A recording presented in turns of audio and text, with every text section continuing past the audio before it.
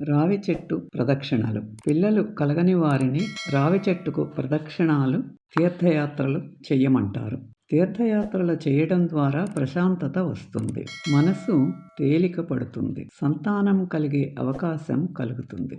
రావి చెట్టుకు ప్రదక్షిణం చేయటం ద్వారా సంతానం కలగకపోవటానికి కారణమైన దోషాలు ఏమైనా ఉంటే రావి చెట్టు నుండి వీచే గాలి తొలగిస్తుంది. రావి చెట్టు అంటే అశ్వత్థ వృక్షము, భగవంతుని స్థానము.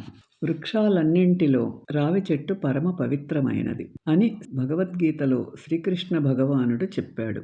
విష్ణు భగవానుడి నివాసంగా రావి చెట్టును పరిగణిస్తారు. అశ్వత్థ వృక్షంగా ప్రసిద్ధికెక్కిన ఈ రావి చెట్టు క్రింద పరమ భక్తులైన హిందువులు తమ ప్రాణాలను సైతం సంతోషంగా విడవడానికి ఇష్టపడుతుంటారు. విష్ణుమూర్తి రావి చెట్టు వేర్లలో ఉన్నాడని, కేశవుడు చెట్టు కాండంలో, నారాయణుడు కొమ్మల్లో, హరి ఆకుల్లో, దేవుళ్ళందరూ చెట్టు కాయల్లో ఉన్నారని స్కందపురాణం పేర్కొన్నది.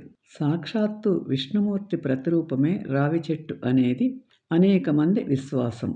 ఇంతమంది దేవుళ్ళు కొలువై ఉన్న ఈ వృక్షం నీడన ఉంటే సకల కోరికలు తీరతాయని, సర్వ పాపాలు నశిస్తాయన్న విశ్వాసంతో ఈ చెట్టుకు పూజలు, ప్రదక్షిణలు చేస్తుంటారు. మూలతో బ్రహ్మరూపాయ, మధ్యతో విష్ణు రూపిణే, అగ్రతో శివరూపాయ, వృక్షరాజాయ నమో నమః అని ఈ మంత్రం.